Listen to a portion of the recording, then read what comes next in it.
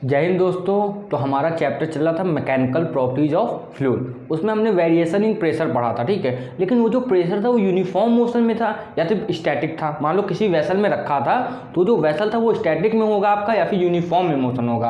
आज हम क्या पूछेंगे, देखो समझना, जो चीज़ बताइए वो समझना। यूनिफॉर्म मोशन क्या होता है, ये पानी का गिलास है, हम लेके ऐसे ऐसे चल रहे, कोई दिक्कत नहीं होती ना।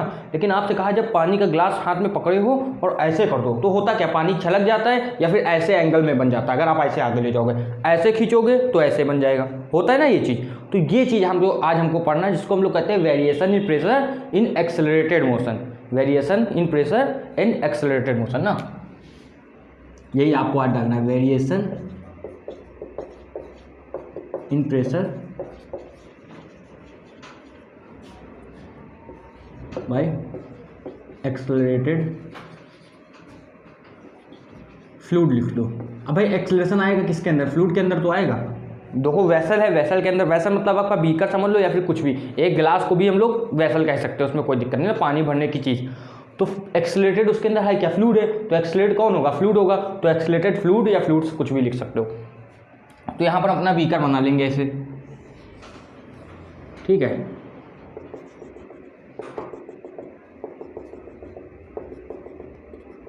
ठीक, ये हमने ऐसे बना लिया।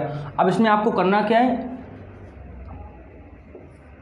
हमने इसको एक्सेलरेट किया ऐसे, देखो सिंपल सा ऐसे एक्सेलरेट किया है। हम लोग सारा देखेंगे अभी, ये ऊपर वाला और नीचे वाला देखेंगे, उसके बाद हम देखेंगे, समझना बात। पहले ये एक्सेलरेशन हम लोग वर्टिकल वाला देखेंगे ना, pressure in variation pressure by accelerated. वो एक्सेलरेशन कैसा होगा, ये आपका वर्टिकल। फिर हॉरिजॉन्टल भी देखेंगे, वर्टिकल याद रखना, ठीक है। हॉरिजॉन्टल भी देखेंगे, हॉरिजॉन्टल ये वाला है। तो ये ऊपर जा रहा है एक्सेलरेशन ए से, ठीक है। इसमें हम कहेंगे इसके जो प्रेशर यहाँ लगेगा P0, इसका जो ये एरिया है इसको हम लोग ये कहेंगे, इसकी डेंसिटी इसको हम लोग रो कहेंगे। यहाँ जो प्रेशर होगा इस पॉइंट पे इसको हम लोग P कहेंगे। यहाँ तक किसी को कोई दिक्कत नहीं, बिल्कुल ठीक। अब ये जो एक्सेलरेशन ऐसे जा रहा है, ऊपर जा रहा है, तो हमको क्या देखना है, हमको इनकी जो सारी फोर्सेस हैं इनको देखना, लेकिन कहाँ से, from the frame of vessel. अब इसका मतलब क्या हुआ, मतलब हम इसके अंदर बैठे, ये आपको यहाँ पर आप बैठे हो, यहाँ से आप देखोगे कि कैसा क्या मोशन पूरा हो रहा है। तो जब इसके अंदर बैठोगे तो एक चीज़ होगी कि आपको ये रेस्ट में लगेगा, जो लिक्विड है ये रेस्ट में लगेगा। क्यों, क्योंकि ये मोशन में जा रहा है, कोई बात नहीं, लेकिन आप और ये एक ही साथ एक ही स्पीड में मोशन में जा रहे हो। तो आपका जो रिलेटिव है, आप एक दूसरे के रिलेशन में किस में हो, रेस्ट में। तो आप किस में आ गए हो, यहाँ पर रेस्ट में। तो लिक्विड भी किस में आ गया, फ्लूइड भी आपका रेस्ट में। समझ में आ रही है बात, ठीक है। अब जो है आप एक चीज़ देखो, इसमें कौन कौन सी फोर्स लगेगी, ये जो है इसमें कौन कौन सी फोर्स लगेगी। नीचे एक आपकी लगेगी, समझना ये चीज़ है ना, बिल्कुल। ये एक्सेलरेशन ऊपर जा रहा है, ठीक है। अब देखो आप, हम देख किस रहे हैं, किससे, from the frame of vessel. Frame of vessel से देखो क्या क्या होगा, ये जो है ये प्रेशर ऐसे लगाएगा और ये जो प्रेशर है ये इस तरह से होगा, ठीक है। तो अगर हम इसमें देखें कहाँ कहाँ से क्या क्या फोर्सेस लगेंगी, यहाँ पर बना के अलग से देख रहे हैं, ठीक है। पहले यहाँ पर जो लगेगी आपकी फोर्स, भाई सबको पता है प्रेशर फोर्स अपॉन एरिया होता है। तो आपकी फोर्स क्या हो जाएगी, एरिया को उधर भेजोगे आप साइड में, प्रेशर इनटू एरिया, तो P0 A होगी, ठीक है। अब ये लगेगी कैसे, ये इस साइड लगेगी ना भाई, फ्लूइड के अंदर लगेगी, और यहाँ से जो लगेगी ये PA, ये आपकी इधर से लगेगी, ठीक है। अब समझो जो इसकी वजह से जो वो लगेगी, क्या कहते हैं उसको हम लोग, समझना, ये mg, ये नीचे लगेगी कि नहीं लगेगी, mg भाई वेट की वजह से, फ्लूइड के वेट की वजह से जो लगेगी वो भी नीचे लगेगी, ठीक है। अब एक चीज़ और है, ये जो है ये एक्सेलरेशन से ऊपर जा रहा है। तो हम लोग जब फ्रेम ऑफ रेफरेंस में अगर किसी ऑब्जेक्ट के या फिर जो एक्सेलरेशन में अगर हम उसके ऊपर बैठ जाते हैं, वहाँ से फ्रेम ऑफ रेफरेंस की बात करते हैं, तो क्या होता है, मान लो ये एक्सेलरेशन ऊपर से नीचे जा रहा है, तो इसमें एक सूडो फोर्स लगती है उसी एक्सेलरेशन की, उसके अपोजिट डायरेक्शन में, ma। समझ में आ रही बात, ठीक ना। अब यहाँ से आप देखोगे, अगर ये आप यहाँ पर बैठे हो, रेस्ट में हो, यहाँ पर आप बैठ के रेस्ट में हो, तो मतलब सारी फोर्स बैलेंस होंगी। तो इसमें आप एक चीज़ करोगे, देखो इसकी और इसकी, आपकी P0 A की, mg की, ma की डायरेक्शन ये है और PA के ऊपर है, और आप टोटल रेस्ट में हो। फ्रेम ऑफ रेफरेंस आपका है, मैं बार बार बोलूँगा इससे आपको कोई कन्फ्यूजन ना हो। तो आप यहाँ पर इक्वेट कर दोगे, P0 A plus mg plus ma equal to आपका PA। समझ में आई बात, ठीक है। P0 A, भाई जब एक्सेलरेशन नहीं होता था तो ये में नहीं आता था, प्लस m ब्रैकेट में g plus a equal to ये। यहाँ तक किसी कोई दिक्कत, इनको कॉमन लिया मास को। अब देखना एक चीज़, देखना, ये चीज़ होगी इतनी, ठीक है। साथ साथ में नोट करते चलना, ठीक है। तो हम लास्ट में हट जाएंगे, आप स्क्रीनशॉट ले लेना या फिर नोट कर लेना। अब चलो ये चीज़ इतनी आ गई, कोई दिक्कत नहीं, ठीक है। अब इसमें आपको क्या करना है, आपको ये एरिया की टर्म हटाना पड़ता था, तो हम लोग मास के साथ कुछ खेला करते थे भाई। आपका मास जो होता है वो होता है, इसकी डेंसिटी हमने रो बताई थी ना, मास आपका होता है क्या, मतलब हाँ एक मिनट, डेंसिटी आपकी होती है मास अपॉन वॉल्यूम, ठीक है। अब तो इसकी आपका मास कितना निकल जाएगा, डेंसिटी इंटू वॉल्यूम, इसका वॉल्यूम वी मानना था, ठीक है, वॉल्यूम वी है, इसका वॉल्यूम वी हो, ठीक है। ये वी जो होगा ये थोड़ा बड़ा ऐसे दिखाते, क्यों, क्योंकि वेलोसिटी का वी से दिखाते हैं, ठीक है। तो अभी आपका वी है, यहाँ से मास की आपकी वैल्यू पता चलेगी रो इंटू वी, ठीक है, यहाँ पर अभी पुट करना है। अब ये रो तो चलो पता है डेंसिटी है, वी को आप किसमें चेंज कर सकते हो, एरिया इंटू ये जो इसकी हाइट है, हाइट कितनी होगी, एच ही तो मानोगे हाइट, यहाँ पर भी इसकी हाइट सेम ही चीज़ है तो एच है, ठीक है, तो एच होगी हाइट। अब वॉल्यूम क्या होता है आपका, एरिया इंटू हाइट से मल्टीप्लाई कर दो, ये वेसल की एरिया इंटू हाइट कर दोगे, आपका क्या आ जाएगा, मान लो सिलेंड्रिकल शेप का है तो आपका क्या आ जाएगा, एरिया इंटू हाइट, यानी कि आपका वॉल्यूम आ गया, पाई आर स्क्वायर एच होता है अगर हो सिलेंडर वो तो ना, तो आपका ये आ जाएगा, मास की वैल्यू आ जाएगी एरिया इंटू हाइट, और ये रो तो साथ में है ही, ठीक है।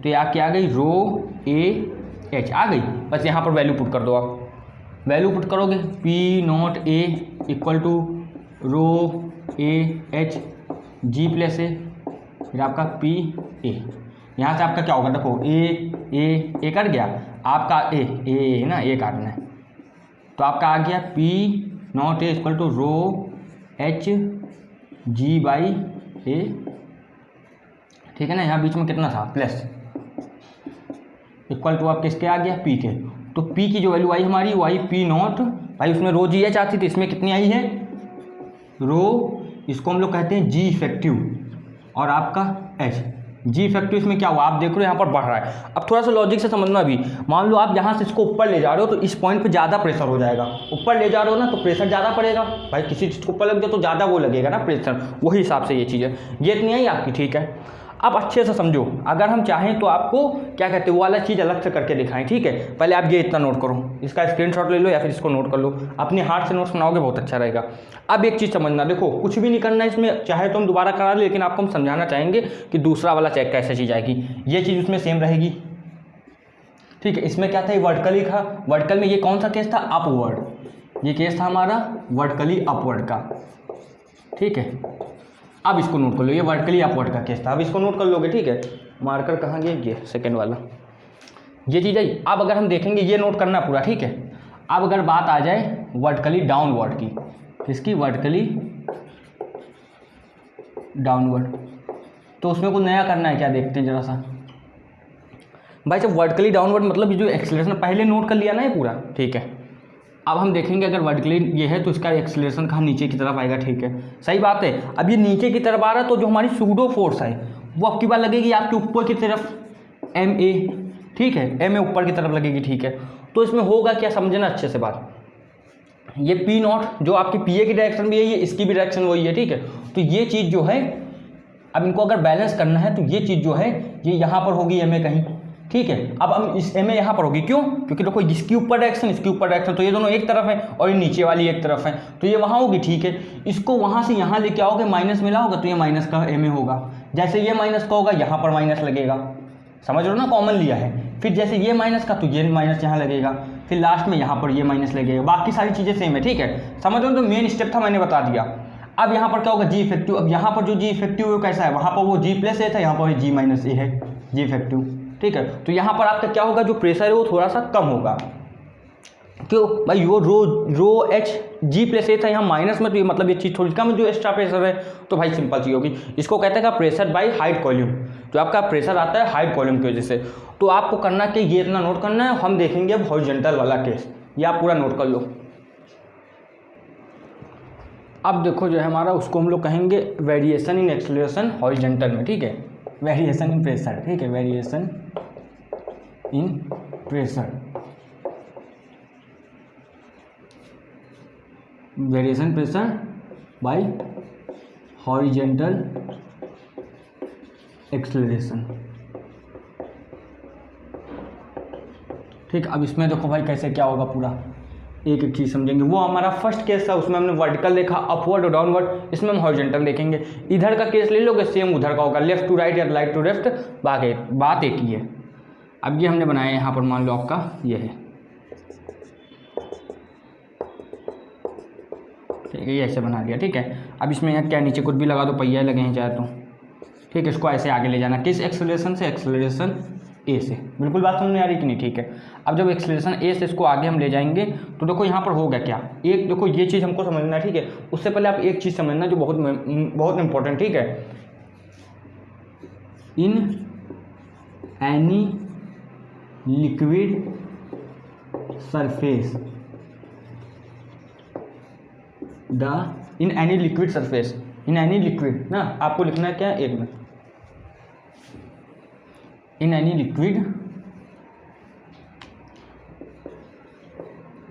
In any liquid the resultant force always perpendicular to its surface.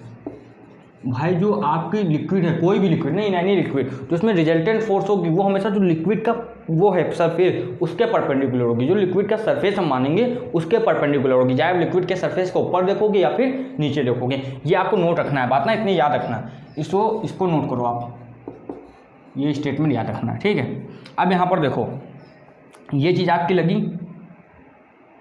यहाँ mg लगेगा। ठीक है, यहाँ पर आपका ये जो है भाई ये इधर जा रहा है तो आपको ये सूडो फोर्स जो है ma इधर पर लगेगी। बिल्कुल समझ में आ रही भाई, हमने सूडो फोर्स की बात कर ली। अगर आप फ्रेम ऑफ रेफरेंस जो है हमारा, फ्रेम ऑफ रेफरेंस जो है वो क्या है, इस वेसल, अगर वेसल है तो आपका लिक्विड किस में है, लिक्विड है रेस्ट में, लिक्विड है रेस्ट में। अगर हम फ्रेम ऑफ वेसल्स देखेंगे तो लिक्विड रेस्ट में कैसे होगा भाई, यहाँ पर एक्सेलरेशन से जा रहा तो सेम यहाँ फोर्स m होगी, अगर इसका मास m है। ठीक है, तो वहाँ पर भी सेम लिक्विड का, तो पीछे भी सेम ऐसे लगे। ये चीज़ समझ में आ रही है कि नहीं? ठीक है, अब यहाँ से आप देखोगे इन दोनों का रिजल्टेंट जो है वो कहीं यहाँ पर आएगा, जो रिजल्टेंट है हमारा वो कहीं पर यहाँ पर आएगा। ठीक है, आपका रिजल्टेंट, तो यहाँ से आपको दिख रहा है कि अभी हमने बात की कि वो जो रिजल्टेंट है वो सरफेस के परपेंडिकुलर होगा।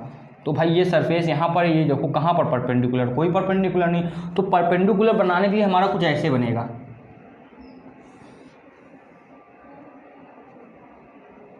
सर परपेंडिकुलर बनाने के लिए आपको कुछ ऐसे बनेगा, ये जो है ये कुछ इस प्रकार का बनेगा। अच्छे समझना,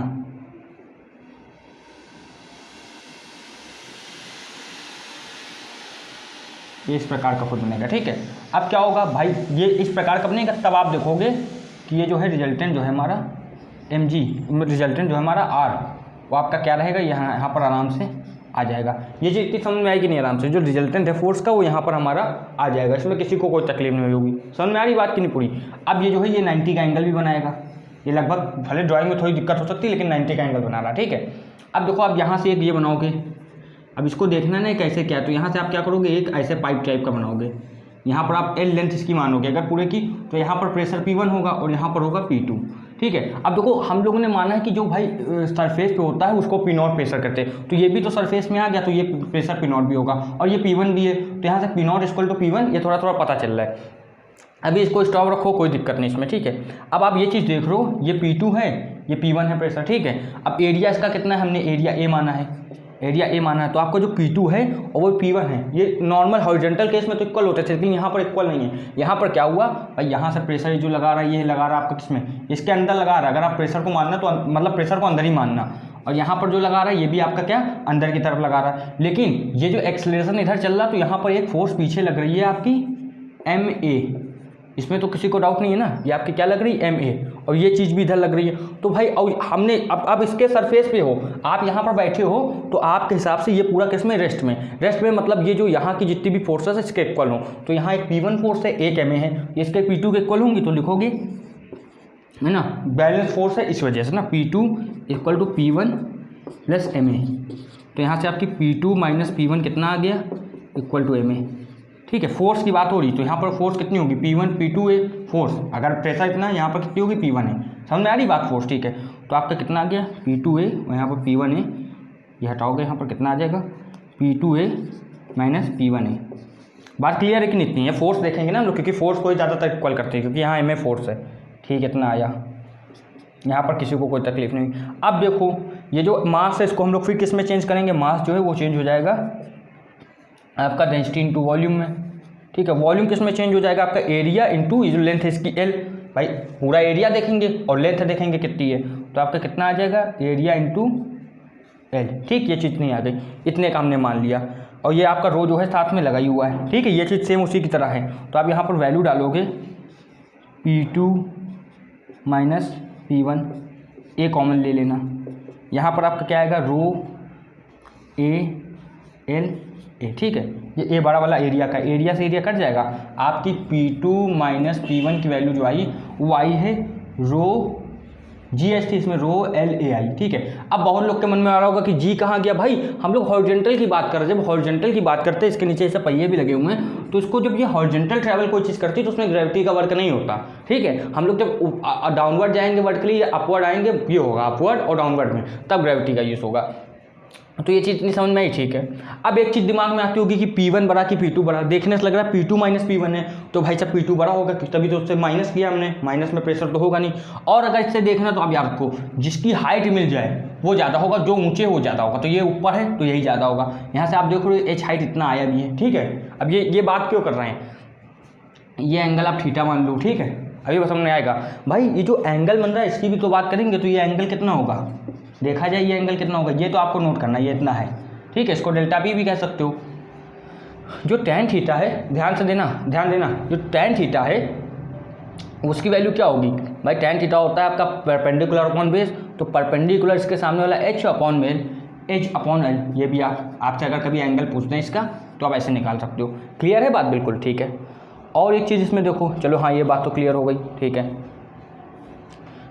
ये चीज़ पूरा अच्छे समझ में आई होगी, इसमें आपको कोई प्रॉब्लम नहीं ना, ये तो बात सही है, ठीक है।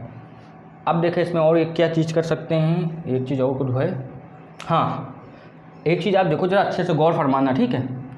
ये जो है यहाँ पर P0 है, यहाँ पर ये P0, ठीक है। हमने अभी शुरुआत में बात की थी, जो P0 है वो इक्वल है P1 के, है कि नहीं है, ठीक है। क्यों इक्वल है, क्योंकि भाई ये नीचे यहाँ पर आया P0, क्योंकि जहाँ एयर है वहाँ पर P0 प्रेशर मानते हैं, और यहाँ तक आया P1 के पास तक, तो P0 इक्वल हो गया आपके P1 के। समझ में आ रही बात कि नहीं, ठीक है। और जो P2 की वैल्यू है, ये P2 की वैल्यू कितनी होगी, P2 की वैल्यू होगी जितना ये हाइट में नीचे आया है और प्लस जो P0 की वैल्यू है। तो यहाँ आप लिखोगे P2 की वैल्यू होती है P0 प्लस रो जी एच। एच ये हाइट है और जी तो ग्रेविटेशनल कांस्टेंट आपकी ग्रेविटी है, ठीक है। और जो रो है, रो क्या है, रो भाई डेंसिटी है, सिंपल सी ना। इसकी डेंसिटी कितनी रो मानी थी, यहाँ लिख देना रो ना। अब एक चीज़ देखो, यहाँ पर पानी इसलिए नहीं बनाया कि डायग्राम में दिक्कत ना हो, ठीक है। आपको मानना है कि यहाँ वाटर है पूरा, इधर बना दिया था इसलिए पहले, इसमें डायग्राम में दिक्कत होती है इसलिए साइड में ये बना के रखा था। अब देखो ये इतनी वैल्यू आ गई, कहो हाँ ठीक है बात clear.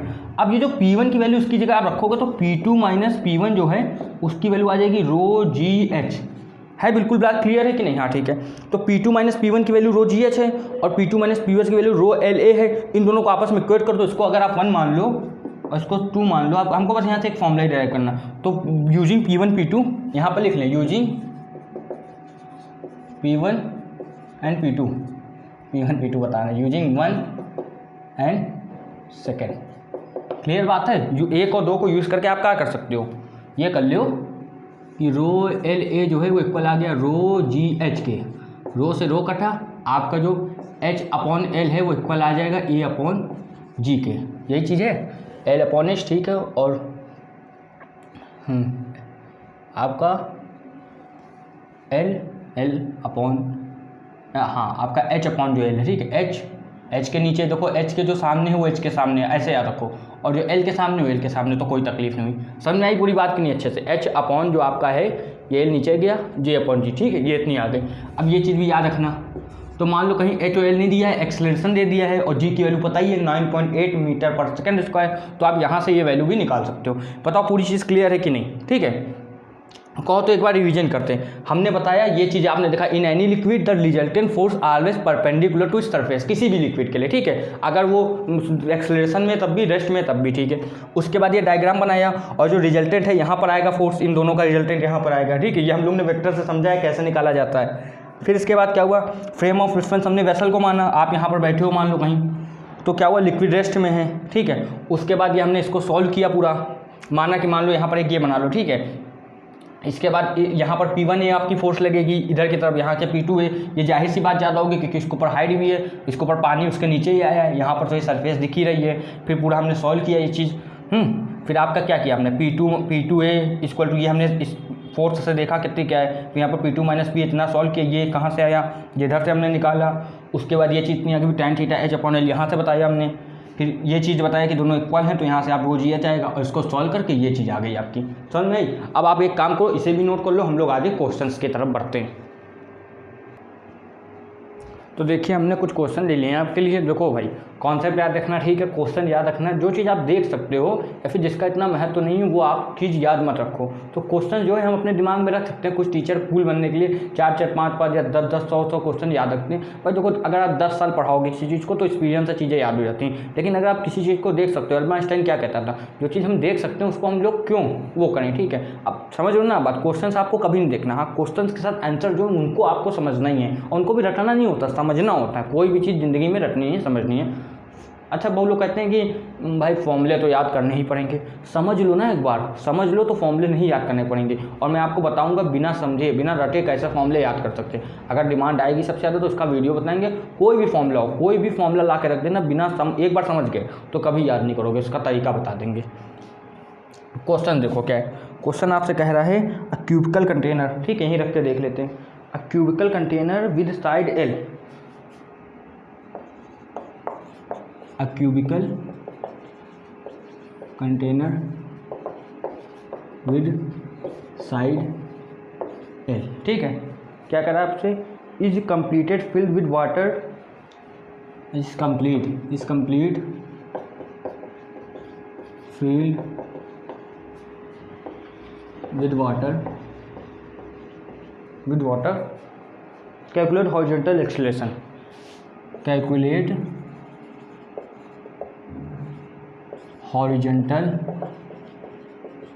acceleration of container so that half of the total volume of water come out of the container, so that half of the volume of container come out of water, ठीक है। तो भाई साहब बना ले उसका फिगर हम लोग, ये है बना, ठीक है। हाफ ऑफ वो जो वॉल्यूम है वो बाहर आ जाएगा, ठीक है, कोई बात नहीं। इसकी हाइट जो है आप एल मान लेना, इसको एच मान लेना, ठीक है, कोई दिक्कत तो नहीं है। अब ये भाई साहब कह रहे हैं कि हाफ ऑफ जो है वो बाहर आ जाएगा, हाफ वाटर। तो हाफ वाटर अगर बाहर आना है तो भाई कुछ डायग्राम इस प्रकार का बने, कहो तो भाई आधा ये जो है ये वापस आ जाएगा और आधा रह जाएगा, तो ये वापस आ जाएगा। तो आप साफ साफ देखो यहाँ पर एंगल थीटा बनेगा, और tan थीटा अभी हम लोग ने पढ़ा कितना होता है, h अपॉन एल होता है, ठीक है, h अपॉन एल होता है कि नहीं, ठीक है। अब समझना अच्छे से, ये चीज़ नहीं आ गई कि नहीं, समझ में आ रही बात, ठीक है। अब ये जो है ये चीज़ और ये चीज़ जो है ये आपके ऐसे देखो, tan थीटा की वैल्यू कितनी आ रही है, ये चीज़ नहीं आ रही, ठीक है, समझ में आ रही बात, ठीक है। हाफ का जो है, हाफ ऑफ जो है वो क्या हो जाएगा आपका, बाहर आ जाएगा। ये भी चीज़ उन्होंने कही है, हाफ जो है आपका वो बाहर आ जाएगा, ठीक है। तो इसमें बनेगा क्या चीज़, सिंपल सी, जो आपकी tan थीटा की वैल्यू है वो कितनी है, ये दोनों इक्वल हो जाते हैं, ठीक है। जब हाफ अगर बाहर आना तो जो एल है वो एच के इक्वल होगा, और tan थीटा की जो वैल्यू आएगी, देख ले क्वेश्चन यही था ना, क्वेश्चन में कुछ और गड़बड़ी तो नहीं है। हाँ एक मिनट ना, क्वेश्चन देख लें। Cubical container with side L है, अच्छा ठीक है। Complete filled water, calculate the total volume of its length, भाई देखो इन्होंने कहा है जो क्यूबिकल कंटेनर है उसकी हाइट क्या है, एल है, तो ये सब चीज़ें जो हैं वो एल होंगी। यहीं पर थोड़ा सा कन्फ्यूजन था। अब ये एल है तो ये भी वैल्यू कितनी हो गई आपकी, एल हो गई, समझना अच्छे से। तो tan थीटा की वैल्यू कितनी हो गई, एल, यहाँ तक समझ में आ रही बात की नहीं, ठीक है। और हमने पढ़ा है जो एच अपॉन एल था, यही एच अपॉन एल हुआ है, वो ए अपॉन जी के इक्वल था कि नहीं था, बिल्कुल। अब जब ए अपॉन जी के इक्वल था तो जो tan थीटा की वैल्यू है वो आपकी कितनी होगी, ए अपॉन जी होगी, जो कि वैल्यू है 1। तो ए की वैल्यू जी के इक्वल आ गई, यानी कि एक्सेलरेशन हमारा कितना हो जाएगा, 9.8 मीटर पर सेकंड स्क्वायर, ठीक है। 10 आंसर हो तो आप 10 भी लगा सकते हो। ये चीज़ पूरी क्लियर हुई कि नहीं, अच्छे से हो गई होगी, ठीक है। समझ में आई बात अच्छे से, कोई इसमें कोई तकलीफ तो नहीं है, ये आप नोट कर लो। अच्छा, अब इसके आगे हम लोग देखेंगे सेकंड वाला क्वेश्चन, ठीक है, वो क्या कह रहा है, ये नोट करना है, ठीक है। देखिए क्या कह रहा हूँ, देखो तभी स्टॉप करके करते हैं, इसमें ज़्यादा टाइम ना लगे, बोर्ड इतना अच्छा है नहीं कि तुरंत रफ हो जाए। अब ये क्वेश्चन क्या कह रहा है, यही सेम क्वेश्चन है, इसमें अब आपसे कह दिया है, so that 1/3,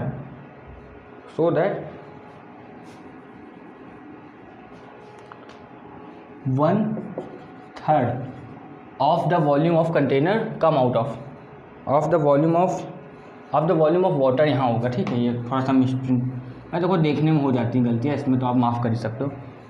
volume of water come out of container, देखो उल्टा लिख देते हैं ठीक, ये चीज़ है ना, यही आपका क्वेश्चन जो है इसमें हम लोगों को इससे पूरा जो है वो आपका सॉल्व करना है। आप क्यूबिकल कंटेनर सेम वही क्वेश्चन तो है, कुछ इसमें चेंज तो नहीं है। आपका ये पूरा वही चीज़ है।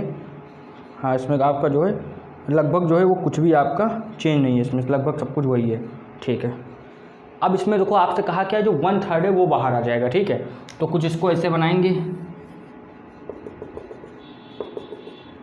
वही चीज़ है क्यूबिकल कंटेनर, तो उसको थोड़ा ऐसे बनाओगे, आप दिखाओगे हाँ क्यूब टाइप का है, ठीक है, क्यूब टाइप का है, ठीक है, पानी भरा हुआ है। अब देखो इसमें कहा है इन्होंने जो आधा है आपको जो है 1/3 बाहर आएगा, ठीक है। 1/3 बाहर आएगा तो आप मान लो कि कुछ ये ऐसा बन जाएगा, इतना कम हो गया, हाइट जो है वो इतनी कितनी होगी आपकी h, ये चीज़ तो एल ही रहेगी, ये आपकी कितनी होगी h हाइट, और यहाँ पर कुछ एंगल थीटा बनेगा, ठीक है, ये चीज़ होगी, ठीक है। अब देखो समझना अच्छे से, जो पानी ये पूरे क्यूब में फैला हुआ है, समझ लो ना, ये पीछे भी पानी है, इधर पूरा ना क्यूब में फैला हुआ है, या ऐसे भी यहाँ पर पानी है, ठीक है। तो अगर आपसे हम ये कह दें यहाँ पर, अगर आपसे ये कह दिया जाए जो ट्राइंगल है इसका एरिया कितना होगा, जो ट्राइंगल है इसका एरिया कितना होगा, ठीक है। अगर वॉल्यूम निकालना है तो ये जो ट्राइंगल है भाई कितना निकला है बाहर, तो जो ट्राइंगल है यही पानी निकला होगा क्योंकि ये इतना कम हुआ है, ठीक है। तो ये ट्राइंगल का और इंटू जो पीछे लेंथ है वो एल होगी। तो अगर कोई वॉल्यूम पूछ दे आपसे, वॉल्यूम कितना, 1/3 वॉल्यूम ना, वॉल्यूम कम आउट 1/3 है, वो आपका कितना है 1/3 है, किसका, टोटल का। टोटल वॉल्यूम कितना होगा एल क्यूब, क्यों, क्योंकि वॉल्यूम का फॉर्मूला होता है एल क्यूब, क्यूब के लिए, ठीक है। तो volume come out is 1/3 of total volume, ठीक है। तो इसको हम कैसे निकाल सकते हैं, हाफ इंटू, देखो ये जो है समझो, ये जो इतना एरिया है ये तो आपका ट्राइंगल की तरह है, तो उसका हाफ इंटू बेस लगेगा आपका ना, हाफ इंटू बेस, ठीक है। लेकिन जो पीछे की लेंथ है वो भी लगेगी, हाफ इंटू किसे, ये लेंथ है, ठीक है। तो आपका हुआ हाफ इंटू बेस, ये लेंथ है, इंटू एल, और इंटू जो पीछे का है, समझो ये तो एरिया हो गया, एरिया इंटू लेंथ होता है आपका वॉल्यूम, ठीक है। और जो पीछे का ये चीज़, ये भी तो एल होगी, ये ऐसे यहाँ पर भी होगी, तो ये चीज़ें लगाई हमने। अब वैल्यू इसकी कितनी आ गई, हाफ एल स्क्वायर एच। अब यही चीज़ इक्वल है वॉल्यूम, इसको कहा है ये 1/3 है, तो इसको एल क्यूब का थर्ड कर सकते हैं बिल्कुल। यहाँ से आपका एल से ये कट जाएगा, हाफ एल एच की वैल्यू आ गई आपकी कितनी, हाफ एच की वैल्यू आपकी कितनी आ गई, L/3, ठीक है। ये इसको ऐसे लिखोगे ना, H/3 = तो H/L की वैल्यू कितनी आई आपकी 2/3, समझ में आ रही बात। अब यही चीज़ तो इक्वल होती है किसके, A/G के, तो आपके A की वैल्यू कितनी आ गई, अच्छा समझना, A की वैल्यू कितनी आ जाएगी, ये आपका कितना, यहाँ पर कितना रहेगा, ये 2G अपॉन आपका कितना 3, 2G/3 आ गई आपकी, ये मीटर पर सेकंड स्क्वायर में होगी। समझ में आई बात कि नहीं इतनी पूरी अच्छे से, ठीक है। अब क्या करो आप, ये भी इतनी चीज़ भी नोट कर लो, हम अब आगे बढ़ते हैं। देखो दोस्तों, मुझे मतलब ये भी मैं आपको ऐसे करके बता देता, लेकिन बात यह है कि कल भी बात बताई थी हमने कि जो हमारा इंटरनेट है वो थोड़ा स्लो चल रहा है, पता नहीं क्या दिक्कत आ गई है। 10-20 मिनट के वीडियो में काफ़ी 4-4 घंटे ले जाता है, ऐसा ही होता है, ठीक है। या फिर ऐसा हो जाता है कि 3 घंटे ले, कम ज़्यादातर 2 घंटे लेगा, लेकिन अगर कहीं ये 30 मिनट से ऊपर चली जाती लिमिट तो 4-4 घंटे ले लेता है। कुछ दिक्कत आई, हम जल्दी से जल्दी सॉल्व कराएंगे, इसलिए मैंने ये इतना लिख लिया है और ज़्यादा बात भी नहीं करेंगे, ठीक है, कि ये जल्दी से आपको समझा दें। तो ये आपसे इंप्रेशन पूछा है, find the information for pressure at distance r from the axis, ठीक है, distance r from the axis, ठीक है। ये जो है ये r डिस्टेंस पे, ठीक है। और ये जो यही चीज़ हमको पूरी बतानी है कि यहाँ पर प्रेशर क्या होगा, बस इतनी, ठीक। ये डिस्टेंस पे यहाँ पर प्रेशर कितना होगा बताना है। तो ये डिस्टेंस हमने y मान ली, कुछ फॉर्मूला इस तरीके से बनेगा, तो इसमें y की वैल्यू बतानी है। तो उसके लिए हमने एक चीज़ देखा कि इस पॉइंट को देखा, इस पॉइंट को यहाँ पर बड़ा कर लिया, ठीक है। तो इसमें हमने देखा ये टेंजेंट ऐसे जाएगी, इसको जो ऐसे गोल गोल घुमा रहा है, ये घुमा रहा है इसको ओमेगा से, तो यहाँ पर एक फॉर्मूला बनता है घुमाने वाला, mr², सबको पता है। अगर ये एंगल थीटा है तो ये 90 - थीटा होगा, तो ये थीटा होगा, ठीक है। ये एफ नेट यहाँ पर आएगी। अब अगर ये mr² को हम ये नीचे लग दे तो ये ऐसे होगा, थीटा का फॉर्मूला निकल जाए यहाँ से, स्लोप जो है वो /dx आएगी, यही हमारी क्या होती है, tan थीटा होती है कि नहीं होती, यही चीज़। तो यहाँ से इसकी जो वैल्यू आएगी वो यहाँ पर आई है, mr²/mg, भाई ये नीचे वाला है जो आपका परपेंडिकुलर अपॉन जो बेस है, ठीक है। बेस आपका कितना रहेगा, ये mg और mr², बात पूरी समझ में आ रही कि नहीं, ठीक है। तो यहाँ पर ही हमने सॉल्व किया, इतनी वैल्यू आई। अब जब हमने क्या किया कि मतलब ये जो x है वो इसको आर के, क्यों? क्योंकि भाई ये है तो आर एक्स ही के उसमें ना जो आर है, तो इनको हमने आपस में इक्वेट किया और ये वैल्यू आई, इंटीग्रेट किया तब ये वैल्यू आई, और यहाँ से हमने y की वैल्यू उसमें पुट कर दी, आपका आंसर आ गया। ठीक है, नॉर्मल सा है, एक बार अच्छे से देख लोगे समझ में आ जाएगा। ठीक है, नहीं तो इंटरनेट हमारा सही होगा तो फिर से अच्छे से आपको एक्सप्लेन करेंगे। अब आपको करना क्या है, इसके पूरे के नोट्स बनाना है और ऐसे ही पढ़ाई करते रहना है, बिल्कुल लापरवाही नहीं करना है। अगर अच्छा स्कोर करना है आपको 12th क्लास में, 11th क्लास में, जेई मेंस में, या फिर जिसकी भी तैयारी करो या किसी और सिविल एग्जाम्स की अगर तैयारी करोगे, तो आज ही से पंचुअलिटी बना लो, जो कि बहुत ज़रूरी है। अगर जितने ज़्यादा पंचुअलिटी रहोगे उतना ज़्यादा बढ़िया रहेगा। और देखो, एक कोशिश करना कि एक चीज़ के पीछे पढ़ो, 10 जगह मत भागना, क्योंकि भाई कुछ लोगों की चीज़ सही नहीं होती। ठीक है, मेरे साथ भी यही चीज़ थी कि मतलब हर जगह इंटरेस्ट रहता था, तो कोई भी पेपर जल्दी नहीं निकल पाया। क्यों? क्योंकि हर जगह इंटरेस्ट रहता था। अभी भी इंटरेस्ट है बहुत सारी चीज़ों पे। भाई देखो, आप फिजिक्स केमिस्ट्री मैथ पढ़ सकते हो, ठीक है, पढ़ाने के लिए पढ़ सकते हो, खुद अपना इंटरेस्ट के लिए पढ़ सकते हो, लेकिन अगर कोई एग्जाम निकालना है तो केवल फिजिक्स केमिस्ट्री मैथ ही पढ़नी पड़ेगी, ये फिक्स बात है। अगर जेई मेंस निकालना हो, सिविल निकालना तो वो पढ़ना पड़ेगा। अब आप सपने भागोगे तो दिक्कत होगी। ये मैंने अपनी कहानी बता दी कि ऐसा हुआ है जब भी मेरे नहीं निकले, लेकिन आपको एक जगह फोकस रखना है। भाई सबके अंदर यही होता है, ये तो अच्छी चीज़ें हैं कि आप सब कुछ पढ़ो, लेकिन भाई स्पेशलिस्ट बनना है। जेई मेंस में आप इंजीनियरिंग बनोगे, सिविल में ऐसा होता है कि हाँ आप जर्नलिस्ट टाइप का बन सकते हो, क्योंकि उसमें सब पढ़ना है। लेकिन जो अगर जो जेई मेंस की तैयारी कर रहा है उसमें जर्नलिस्ट नहीं, स्पेशलिस्ट बनो, PCM के, वही जरूरी है। और जो बायो वाले हैं वो PCB के बने, पर उनको इतना ज़रूरत है, निकाल देंगे। अभी कुछ भी ना देखो, कि उसमें फोकस रखो। इंडिया का मैच आए तो देख लेना करना, उसमें कोई दिक्कत वाली बात नहीं, एक दिन आप इंजॉय कर सकते हो। भाई अभी 29 को है, आज कितनी 29 तारीख है, अभी आज 30 है, कल थी 29, कल हुआ था मैच, जीत गई इंडिया। तो वो आप कर सकते हो कि कभी कभार देख लिया, वर्ल्ड कप चल रहा है देख लिया, ऐसी बात नहीं है। लेकिन बाकी कुछ ना देखना, वर्ल्ड कप है वो भी इंडिया का मैच देखो, अगर फाइनल भी हो तो इंडिया का तभी देखना, बाकी फाइनल भी ना देखना। ठीक है, ऐसे ही पढ़ाई करते रहो, चैनल को लाइक शेयर सब्सक्राइब करो। जय हिंद।